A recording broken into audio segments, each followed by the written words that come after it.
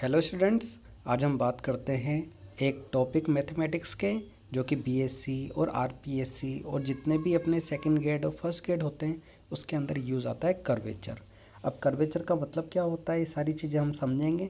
पर पहले आप एक चीज़ नोटिस करिए कि मैंने इस पूरे कर्वेचर के नोट्स बना रखे हैं जो मेरी खुद की हैंड राइटिंग के अंदर बने हुए हैं। तो आप भी इस तरीके से सेम टू सेम नोट्स बनाइए और आगे जाके मुझे 100% पता है कि मेरे इन क्वेश्चंस के अलावा बहुत ही मुश्किल से आएगा, बाकी भी हम प्रैक्टिस करते रहेंगे। तो देखिए आप यहाँ पर कि हमारे पास में कर्वेचर क्या होता है। कर्वेचर का मतलब होता है किसी का मुड़ना, किसी कर्व का मुड़ना। कर्व एक तरीके से मुड़ना ही होता है। तो देखिए ये भी एक कर्वेचर है, ये भी एक कर्वेचर है और ये भी एक कर्वेचर ही है।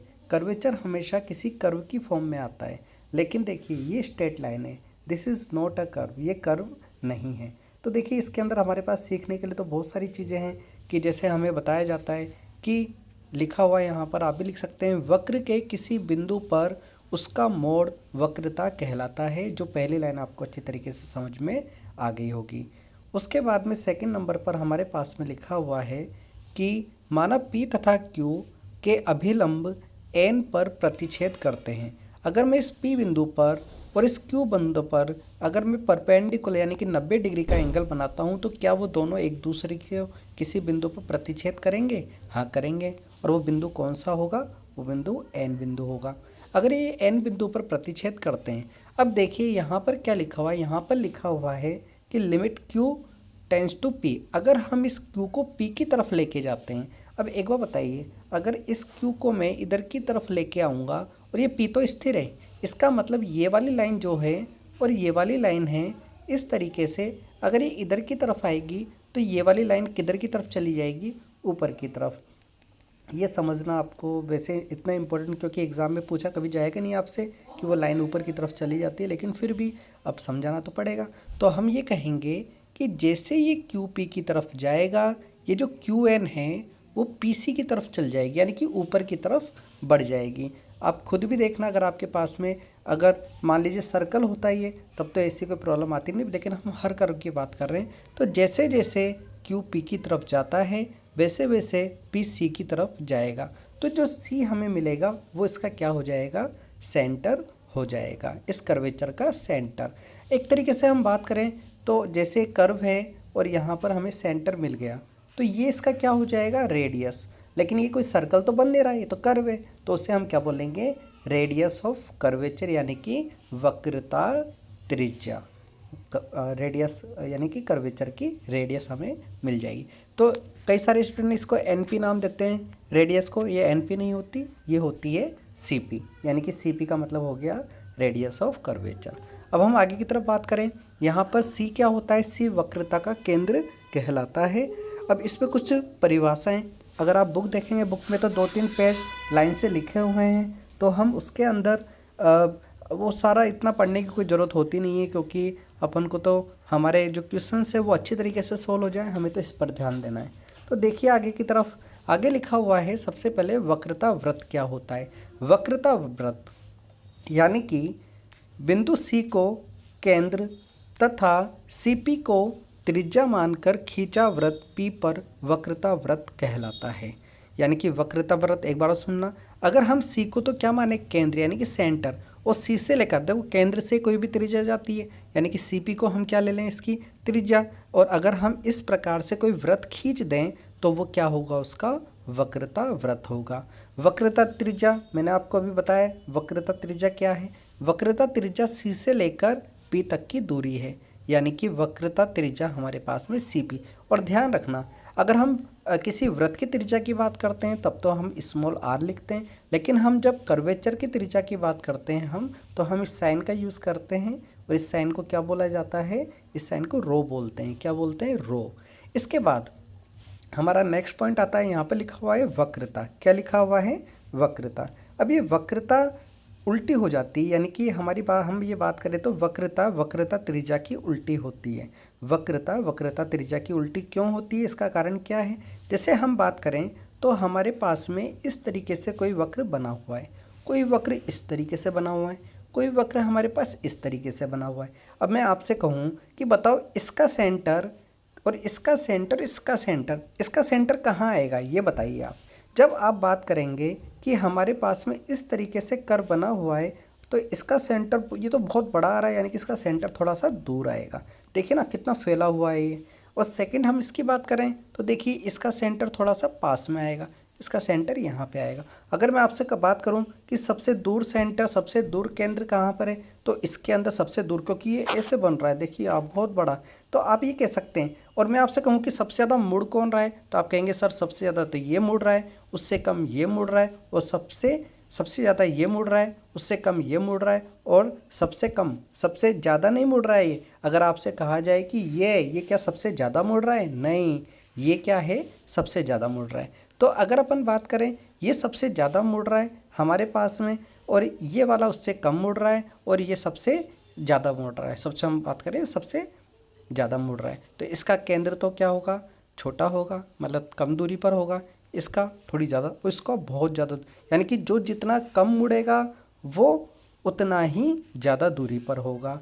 इसका मतलब क्या हो गया, इसका मतलब हो गया कि हमारे पास में जो वक्रता त्रिज्या है वो वक्रता की क्या होती है, उल्टी होती है। यानी कि ज़्यादा मुड़ेगा तो हमारे पास में केंद्र पास में होगा, और अगर वो कम मुड़ेगा तो केंद्र क्या होगा, दूर होगा। मैं लास्ट बार और समझा रहा हूँ आपको, अच्छी तरीके से समझना। जैसे कि हमारे पास में ये बना हुआ है, तो मैं कहूँ कि इसका केंद्र कहाँ बनेगा, तो यहाँ बनेगा, क्योंकि ये तो बहुत बड़ा है। और अगर अपन बात करें इतना सा, तो अगर आपसे पूछा जाए कि इसका केंद्र कहाँ बनेगा, तो आप कहोगे यहाँ बनेगा। यानी कि जो ज़्यादा मुड़ेगा उसकी दूरी तो क्या होगी, कम होगी, और जो कम मुड़ेगा उसकी दूरी क्या होगी, ज़्यादा होगी। ये इसकी बात है। वैसे भी इसकी भी कोई ज़रूरत नहीं है, बस हमें तो ये ध्यान रखना है कि वक्रता त्रिज्या का उल्टा होता है। अब वक्रता जीवा क्या होती है, पी से गुजरती हुई पी पर वक्रता वृत्त की कोई जीवा, वही सेम बात है। जैसे हम किसी वृत्त के अंदर वक्रता त्रिज्या जीवा कैसे बनाते हैं, वृत्त है तो हम ये तो कहते हैं कि ये जो होती है उसकी जीवा होती है। इसी तरीके से वक्रता जीवा, यानी कि किसी कर्वेचर के अंदर भी क्या होगी, ये सारी के सारी क्या है इसके अंदर, जीवा ही तो हैं। देखिए ये सब क्या है इसके अंदर, जीवा ही तो है इसकी। ठीक है, अब देखो सबसे इम्पोर्टेंट, अब हमारी बात, यानी कि इसके ऊपर की तरफ जो हमने सीखा है उसमें सबसे इम्पोर्टेंट बात सिर्फ ये वाली है कि वक्रता जो होती है वो वक्रता त्रिज्या की क्या होती है, उल्टी होती है। अब हमारा नेक्स्ट है नेज समीकरण। नेज इक्वेशन क्या होती है, आपने पढ़ा होगा। नेज समीकरण 12th क्लास में भी आई थी आपके। एस और साई में संबंध होता है, साई कोण होता है, और यहाँ पर एस उसका चाप की लंबाई होती है। तो यहाँ पर हम एक छोटा सा डायग्राम में आपके सामने बताता हूँ, तो आप देखना। जैसे हमारे पास में कोई कर्वेचर है, यहाँ से यहाँ तक की जो दूरी है उस दूरी को तो हम कहेंगे एस, चाप की लंबाई, आपने पढ़ा होगा। और अगर मान लीजिए मैं यहाँ से कोई लाइन इस तरीके से खींचता हूँ, किस तरीके से खींचता हूँ मैं, इस तरीके से कोई लाइन खींचता हूँ, तो यहाँ पर कोई ना कोई एंगल बनेगा ना इसके साथ में, स्पर्श रेखा के उसको क्या बोलेंगे, साई बोलेंगे। तो आपको क्या करना है, एस और साई में संबंध क्या होता है, rho equal to D S upon D psi. इसकी कार्तीय समीकरण होती है rho equal to 1 plus D Y upon D x का स्क्वायर की power 3/2 upon D square Y upon D x square. और प्राचलिक समीकरण होती है हमारे पास में rho equal to X dot square plus Y dot square की power 3/2 X dot Y double dot minus Y dot x double dot. अब इन सब के मतलब क्या होते हैं, एक करके मैं आपको समझाता हूँ। एक्स डॉट का मतलब होता है D X upon D T, Y dot का मतलब होता है D Y upon D T. इसके बाद हम बात करें एक्स डबल डॉट का मतलब क्या होगा, यहाँ पर क्या लग जाएगा, स्क्वायर, और वाई डबल डॉट का मतलब होता है D square Y upon D T square. और ये किस जगह पर काम आती है, प्राचलिक समीकरण बोलते हैं इसको, पेरीमेट्रिक इक्वेशन भी हम बोलते हैं। जैसे कोई समीकरण ऐसे दी जाती है, X equal to cos T और Y equal to sine T, यानी कि यहाँ पर एक्स और वाई आपस में एक दूसरे से रिलेटेड नहीं है, लेकिन ये एक्स टी पर निर्भर करता है, वाई टी पर निर्भर करता है। इसका मतलब ये क्या हो गया, आपका पेरीमेट्रिक इक्वेशन हो गई। और यहाँ पर जो कार्तीय समीकरण है वो क्या होती है, कार्तीय समीकरण जैसे हमारे पास y equal to X cube आ गया, तो ये तो हो गई कार्तीय समीकरण, क्योंकि x और y आपस में एक दूसरे से संबंधित है। सेकंड है हमारे पास में प्राचलिक, मैंने आपको बता दिया। और नेक्स्ट समीकरण जैसे s equal to C tan psi आपको दे दिया, तो ये किसके अंदर संबंध है, एस का साई के साथ में संबंध है। ठीक है, अब हम आगे बात करते हैं, यानी कि इम्पोर्टेंट चीज़ जो अभी तक है इसके अंदर, इस पूरे पेज के अंदर, जिससे आपके सारे क्वेश्चंस हो जाएंगे एग्जाम के। एक तो आपको वक्रता पता होनी चाहिए, नेस समीकरण का फॉर्मूला, कार्तीय समीकरण का फॉर्मूला और प्राचलिक समीकरण का फॉर्मूला। आप कितना भी कर्वेचर पढ़ लें, अच्छी तरीके से उसका पूरा डीप नॉलेज ले लें, लेकिन लास्ट में काम सिर्फ आपके 4 फॉर्मूले आएंगे। उसके बाद हम आगे बढ़ते हैं। अब देखिए, मैंने आपको बताया था और दोबारा से आप समझिए। यहाँ पर अगर आपसे कहा जाए कि जो फर्स्ट क्वेश्चन है उसके अंदर बताइए कि इसके अंदर कौन से वाले फॉर्मूले का यूज़ आएगा, बताइए। ये आपके सामने ही है।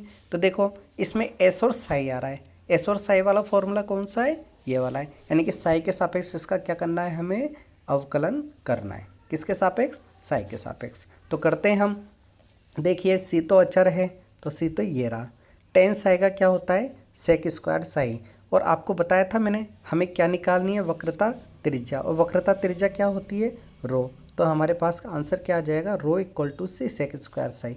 क्या आपको ये वाला क्वेश्चन इतना हार्ड लगा है, नहीं। लेकिन अगर किसी स्टूडेंट को यही पता नहीं है कि हमें रो निकालने का फॉर्मूला क्या होता है, तो हम क्या बोलेंगे, D S upon D Sai. कितना ईजी है। अगर आप कोई भी एग्ज़ाम देते हैं आरपीएससी का, तो आप सोचेंगे सबसे पहले कि हमें सारे फॉर्मूले याद होने चाहिए। अगर हमें फॉर्मूले याद नहीं है तो मैथमेटिक्स में आप कुछ नहीं कर सकते हैं। इसके बाद हम आगे बढ़ते हैं। आगे देखिए, आप सबसे पहले सेकंड नंबर के क्वेश्चन में लिखा हुआ है X Y equal to C square. क्या इसमें कोई टी लिखा हुआ है, नहीं। तो ये तो पैरामेट्रिक तो नहीं हो सकती है। थीटा लिखा हुआ है, नहीं। तो ये पैरामेट्रिक तो नहीं हो सकती है। क्या इसके अंदर एस या साई लिखा हुआ है, नहीं लिखा हुआ है, यानी कि ये नेज समीकरण भी नहीं हो सकती है। तो नॉर्मल सी बात है, इसमें एक्स और वाई है, और एक्स और वाई जब साथ में होता है तो हम कौन सी समीकरण की बात करते हैं, इसके अंदर हम बात करते हैं कार्तीय समीकरण की। अब ये कार्तीय समीकरण के अंदर देखो, बहुत अच्छा फॉर्मूला याद होना चाहिए, rho equal to 1 plus D Y upon D x का होल स्क्वायर की पावर 3/2, और यहाँ पर लिखा हुआ है upon D square Y upon D X. आपको अगर y दे रखा है तो क्या आप इसके एक और दो बार अवकलन करके इस जगह पर नहीं रख सकते हैं, रख सकते हैं। आपको अवकलन अच्छी तरीके से आता है, तो हमें इसी फॉर्मूले का तो यूज़ करना है। देखो कैसे करेंगे, यहाँ पर X Y equal to C square के लिए हमें वक्रता त्रिज्या निकालनी है। तो रो इक्वल टू हो गया 1 plus D Y upon D x का square 3/2 upon D square Y upon D x square. आपको ये फॉर्मूला तो याद करना ही पड़ेगा। अब देखिए, 1 की जगह पर मैंने 1 लिख दिया, लिखा है 1 लिखा। अब एक बार बताइए, हमें इसका अवकलन करना है, D Y upon D X निकालना है। डी वाई अपॉन हमें क्या निकालना है, डी एक्स। तो एक बार बताइए, यहाँ पर लिखा हुआ है X Y equal to C square. अगर आपसे कहा जाए कि y कितना होगा, तो आप y कहोगे सी स्क्वायर अपॉन एक्स। क्या आपको इसका अवकलन करना नहीं आता है, आता है। तो इसका अवकलन क्या होता है, देखो y equal to C square upon X का अवकलन होगा, मैं आपको करके बता देता हूँ एक बार, क्योंकि कई सारे स्टूडेंट को अभी अवकलन करना नहीं आता है। जैसे y equal to C square upon X है, तो हम क्या करेंगे, D Y upon D X निकालेंगे। तो D Y upon D X निकालने के लिए सी स्क्वायर तो कांस्टेंट है।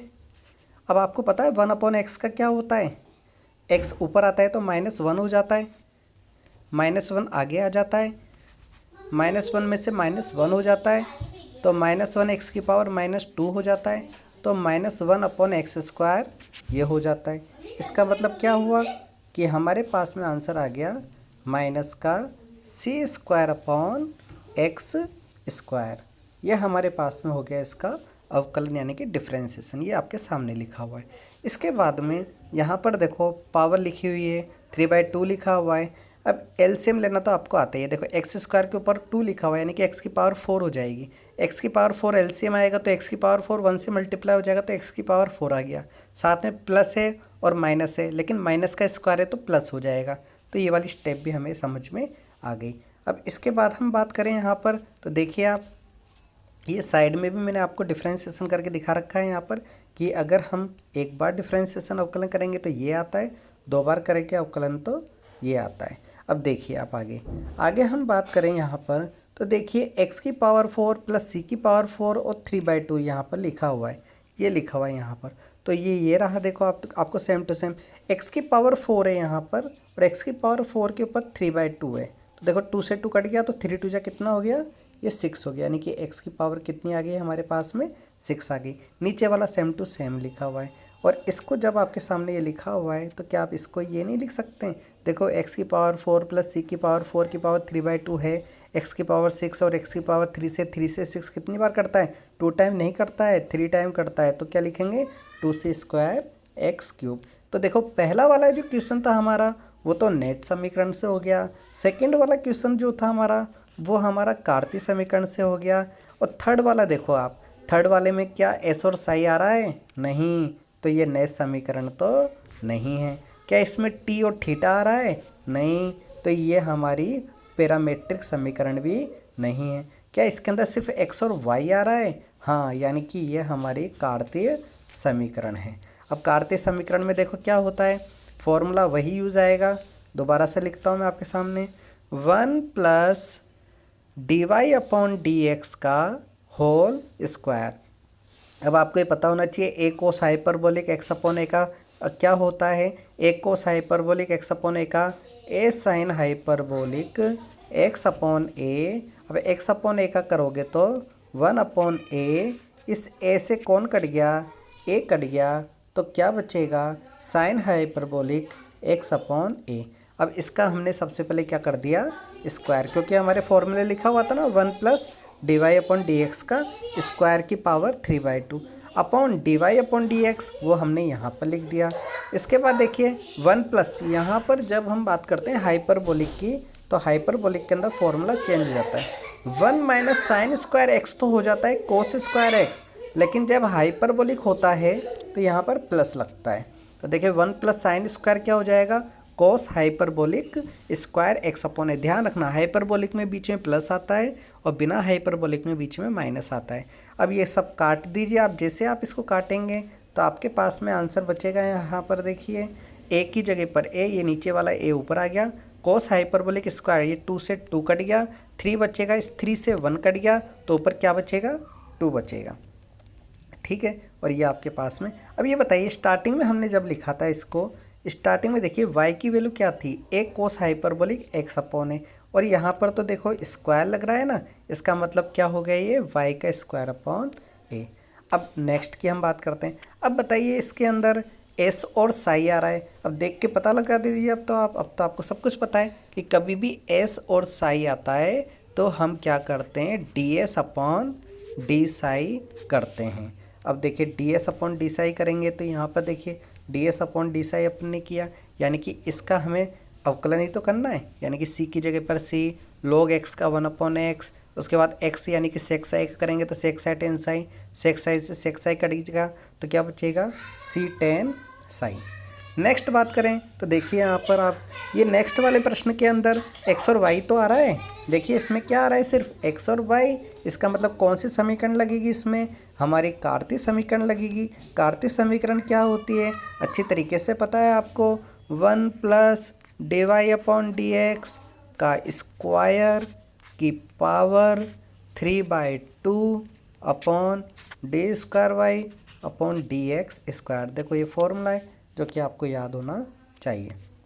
तो देखिए सबसे पहले हम क्या करेंगे, जब भी आप किसी भी कार्तीय समीकरण की बात करते हैं तो आपकी 2 इंपॉर्टेंट चीज़ें जो निकालनी है, पहला होता है dy/dx निकालना है, और सेकंड आपको d²y/dx² निकालना है। ये दोनों तो निकालने हैं, यानी कि आपको 2 बार तो x के सापेक्ष इसका क्या करना है, अवकलन तो करना है। तो देखिए सबसे पहले यहाँ पर लिखा हुआ है y³ का क्या हो गया, 3y², फिर y का भी तो करेंगे dy/dx, फिर क्या लग रहा है माइनस, फिर क्या लिखा हुआ है 2x², तो आगे आ गया तो 4x, 6 की जगह पर 6, y की जगह पर dy/dx इक्वल में क्या आ गया 0। ये तो सबको बात पता चल गई होगी। इसके बाद हमें तो dy/dx निकालना है, तो इन दोनों में कॉमन क्या आ गया dy/dx, तो यहाँ से क्या बचेगा 3y², यहाँ से क्या बचेगा 6, तो dy/dx कॉमन आ गया तो क्या बचेगा 3y² + 6, ये माइनस का 4x उधर जाएगा तो किसका हो जाएगा प्लस का, और जो कॉमन आया था वो कहाँ आ जाएगा नीचे, तो इसका मतलब जो कॉमन आया है वो नीचे चला जाएगा। इसका मतलब आंसर क्या आ जाएगा 4x/3y² + 6। लेकिन आप बताओ ये किस पर निकालना था, हमें मूल बिंदु पर निकालना है ना, तो मूल बिंदु का मतलब क्या हो गया, 0 0 केंद्र, यानी कि 0 0 केंद्र नहीं कहेंगे, मूल बिंदु कहेंगे हम। तो जैसे ही मैं इसके अंदर 0 0 एक्स और वाई की जगह पर रखता हूँ तो 0 में किसी का ही भाग दोगे तो आप क्या आएगा, आपके पास में 0 ही आएगा। इसके बाद देखो हमें तो डी स्क्वायर वाई अपन डी एक्स स्क्वायर भी तो निकालना है। तो यहाँ पर हमारे पास में डी वाई अपन डी एक्स है, इसका हमें एक बार और क्या करना है, अवकलन करना है। अब अवकलन कैसे करेंगे, देखो इसको करने के दो तरीके हैं, या तो आप u अपॉन वी वाले फॉर्मूले से करो। आपको क्या u अपॉन वी वाला फॉर्मूला याद है, अगर हमारे पास में u अपॉन वी का हमें अवकलन करना है तो हम लिखते हैं v square v u dash minus u v dash. ये आपको पता है अच्छी तरीके से, अवकलन के अंदर आप सीख के आए होंगे अच्छी तरीके से।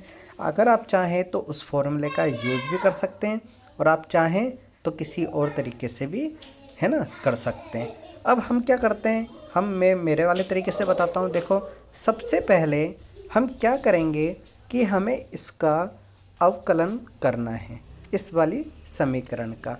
तो हम कैसे करेंगे सीखना। आप 1 मिनट वेट करिए। क्या आप इस समीकरण को ऐसे लिख सकते हैं, जैसे 3y स्क्वायर प्लस 6 तो आगे आ जाएगा, ठीक है। इसके साथ में कौन आ जाएगा, d Y upon D x, और इक्वल में क्या बचेगा 4x। कोई दिक्कत है ना, मैंने सिर्फ इस वाली टर्म को यहाँ पर लिख दिया। देखिए ये वाली टर्म तो इधर आ गई, इसका मतलब 3y स्क्वायर प्लस 6 है। और y का करेंगे तो हमारे पास में d Y upon D x का हो जाएगा d square Y upon D x square. फिर हम एक बार और छोड़ के इस तरीके से अवकलन करेंगे तो भी हमारा आंसर यही आएगा। लास्ट में इक्वल में 4x लिखा हुआ है तो 4 हमारे पास यहाँ पर पहुँच गया। इसमें अगेन हम क्या करेंगे, मूल बिंदु पर चेक करेंगे तो यही आएगा। आप चाहो तो दूसरे तरीके से भी कर सकते हो। दूसरा तरीका क्या होगा कि नीचे वाले का कर देंगे स्क्वायर, ठीक है। नीचे वाले को हम छोड़ देंगे, 4x का करेंगे तो 4 माइनस 4x, 3y स्क्वायर करेंगे तो 6y, और y का करेंगे तो D Y upon D x. सारी वैल्यू करके इसके अंदर वैल्यू पुट करेंगे तब भी आपका आंसर 0 0 जरूर लिखना, आपको 2/3 आ गया। इसके बाद हम फॉर्मूले के अंदर वैल्यू पुट करेंगे, rho equal to 1 plus D Y upon D x का स्क्वायर। तो 1 plus D Y upon D x का स्क्वायर यानी कि 0 का square 0 upon D square upon D x square यानी कि 2/3। ये 3 कहाँ जाएगा ऊपर, तो आंसर कितना आ गया 3/2 आ गया। इसके बाद देखो अब आई हमारे पास में नया प्रश्न जो कि है पैरामेट्रिक वाला। देखो x और y किस पर निर्भर कर रहा है, t पर। इसका मतलब ये तो हो गई हमारी पैरामेट्रिक समीकरण। पैरामेट्रिक समीकरण क्या होती है, x डॉट का स्क्वायर प्लस y डॉट का स्क्वायर की power 3/2 upon x dot y double dot minus y dot x double dot. इसका मतलब ये हो गया कि हम इस फॉर्मूले के अंदर वैल्यू पुट करेंगे। x डॉट का मतलब हो गया एक बार अवकलन। इस 80 स्क्वायर का एक बार अवकलन करोगे तो क्या आएगा 280, नॉर्मल सी बात है, 2 आगे आ जाएगा। और 280 का करोगे तो t का 1 हो गया तो क्या बचेगा 2a। ओके, तो 280 का स्क्वायर प्लस 2a का स्क्वायर की पावर 3/2। अब x डॉट एक बार करोगे तो 280, y डबल डॉट एक बार करा तो 280 का 2a, और एक बार 2a का करोगे तो 0 क्योंकि कांस्टेंट का 0, फिर बीच में किसका साइन आता है माइनस का। फिर y डॉट करोगे यानी कि एक बार करोगे तो 2a, और x का 2 बार करोगे, x बार पहली बार किया था तो 280 आया था, तो सेकंड बार करोगे तो 2a आ जाएगा। तो इसके बाद हमारे पास क्या बचा, देखो 280 का स्क्वायर प्लस 2a का स्क्वायर। 280 का स्क्वायर क्या हो गया 4a स्क्वायर टी स्क्वायर। तो यहाँ से 4a स्क्वायर दोनों तरफ से, यहाँ से और यहाँ से कॉमन आ सकता है। 4a स्क्वायर कॉमन आ गया तो क्या बचेगा टी स्क्वायर प्लस 1, पावर कितनी लिखी हुई है 3/2, माइनस देखो नीचे की तरफ क्या बचेगा माइनस का 4a स्क्वायर, क्योंकि माइनस का 2a इंटू 2a क्या हो गया माइनस का 4a स्क्वायर, और ये तो 0 से किसी को मल्टीप्लाई करेंगे तो 0 आएगा। और जैसे इसको सॉल्व करेंगे देखो यहाँ पर हमारे पास में 4a स्क्वायर की पावर 4a स्क्वायर की पावर 3/2 है, यानी कि 2 से 2 कट गया तो 4 की पावर 3 कितना होता है बताओ, 4 की पावर 3 कितना होता है। और देखो 4a का स्क्वायर है ना, आपने ऐसे काटा है तो देखो 2 का स्क्वायर भी तो होगा ये, ठीक है। तो इसका मतलब क्या होगा ये 8a क्यूब अपॉन, देखो 8a³ तो हो गया ना, माइनस का 4a² t² प्लस 1, और माइनस 8a³ को माइनस 4a² से काटोगे तो 2a आ जाएगा यहाँ पर। और आप सोचोगे कि सर ये कहाँ चला गया माइनस, तो जब भी हम किसी की भी त्रिज्या निकालते हैं तो वो हमेशा पॉजिटिव आती है, इसलिए मैंने यहाँ पर नेगेटिव नहीं लिखा। इसके बाद हम नेक्स्ट बात करें तो नेक्स्ट हमारे पास में जो लिखा हुआ है वो ओके। अब हम बात करते हैं अगले वाले की। तो यहाँ पर देखिए आप नेक्स्ट में क्या लिखा हुआ है। नेक्स्ट में लिखा हुआ है कि यहाँ पर x equal to r cos T और y equal to r sine t है। तो क्या ये प्राचलिक नहीं है, क्या ये पैरामीट्रिक नहीं है, क्या x और y टी पर निर्भर नहीं कर रहा है, कर रहा है। तो यहाँ पर देखिए आप नॉर्मल सी बात है, वही x dot Y double dot y dot x double dot वही तो लिखा हुआ है। तो क्या आप इसका एक बार अवकलन नहीं कर सकते, कर सकते हैं। आर कोस टी का क्या हो जाएगा माइनस आर साइन टी, और इसका हम एक बार ओ करके यहाँ पे लिखते हैं। तो देखो ये सब कुछ वही तो लिखा हुआ है जो मैंने अभी आपको थोड़ी देर पहले सिखाया है। इसका आप ट्राई करना, बहुत ईजी है ये बिल्कुल। इसके बाद नेक्स्ट वाले की बात करते हैं। क्या इस नेक्स्ट वाले में भी एक्स और वाई किसी पर निर्भर कर रहा है? हाँ ये निर्भर कर रहा है।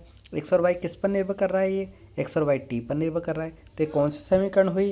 ये तो प्राचलिक समीकरण हुई। तो ये भी तो आप कर सकते हैं ना। क्या आप इस x का एक बार अवकलन नहीं कर सकते हैं? कर सकते हैं। इस x का एक बार अवकलन, यानी कि यहाँ पर लिखा हुआ है x equal to a theta plus sine theta. तो क्या आप इसका एक बार अवकलन नहीं कर सकते हैं? देखो dx अपॉन डी थीटा हो जाएगा a, और यहाँ पर थीटा का हो जाएगा 1 और साइन का हो जाएगा कोस थीटा। क्या आप इसका एक बार और नहीं कर सकते हैं? कर सकते हैं। एक की जगह पर a, 1 का 0 और कोस थीटा का क्या हो जाएगा माइनस साइन थीटा।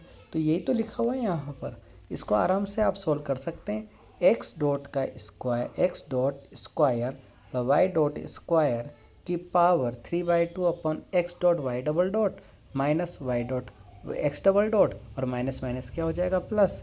जैसे आप इसको सॉल्व करेंगे तो आपका आंसर आ जाएगा। इससे ऊपर वाले में देखो आर स्क्वायर अगर कॉमन आएगा तो क्या बचेगा sine square T plus cos square T, जिसकी वैल्यू क्या होती है 1। तो हमारे पास आंसर कितना हो जाएगा, वही जो लिखा हुआ है। कितना ईजी है। इसके बाद देखो ये दोनों जो प्रश्न हैं ये मैं आपको बाद में बताऊंगा, इससे पहले आप ये वाला देखिए। यहाँ पर लिखा हुआ है x³ plus y³ equal to 3xy के बिंदु पर वक्रता हमें त्रिज्या निकालनी है। तो सबसे पहले हमें इसका एक बार अवकलन करेंगे तो यहाँ पर आ जाएगा dy upon dx equal to -1। आप ये कहेंगे सर ये -1 कहाँ से आ गया, तो चलो ये सिखाना पड़ेगा आपको, इसे आता तो है। देखो x³ है तो x³ को क्या लिखेंगे 3x², y³ को 3y², y का करेंगे तो dy अपॉन dx इक्वल में क्या हो जाएगा 3a। x का करोगे तो x को छोड़ोगे, y का करोगे तो y डॉट यानी कि एक बार अवकलन, प्लस y को छोड़ोगे x का करोगे तो 1 टाइम। इस पूरे में जहाँ पर भी x लिखा हुआ है वहाँ पर लिख देना 3a/2, और जहाँ पर भी y लिखा हुआ है वहाँ पर भी क्या लिख देना 3a/2। आप चेक करेंगे तो आपका आंसर बिल्कुल dy अपॉन dx की वैल्यू आ जाएगी। ये 3 कॉमन आ जाएगा, 3 से 3 कट गया, और सोल्व करोगे तो आंसर आ जाएगा आपका -1। अब इसका एक बार और अवकलन करेंगे आप, इसका आप एक बार और अवकलन करेंगे तो पुनः अवकलन करना आपको आता ही है। कैसे करते हैं, जैसे हम इसको सोल्व करेंगे तो d² y अपॉन dx² की वैल्यू भी आ जाएगी।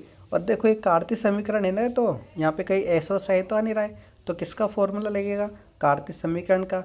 dy अपॉन dx की जगह पर किसकी वैल्यू रख देंगे -1 रख देंगे, और d² y अपॉन dx² की जगह पर क्या रख देंगे माइनस का 32/3 रख देंगे, तो हमारे पास में आंसर आ जाएगा। ये जितने भी प्रश्न हैं नीचे वाले ये सब उसके हैं पादिक समीकरण पेडल इक्वेशन वाले, तो वो भी आपको करना है। इसके बाद में आपके पास में लिखा हुआ है ध्रुवीय रूप में वक्रता त्रिज्या।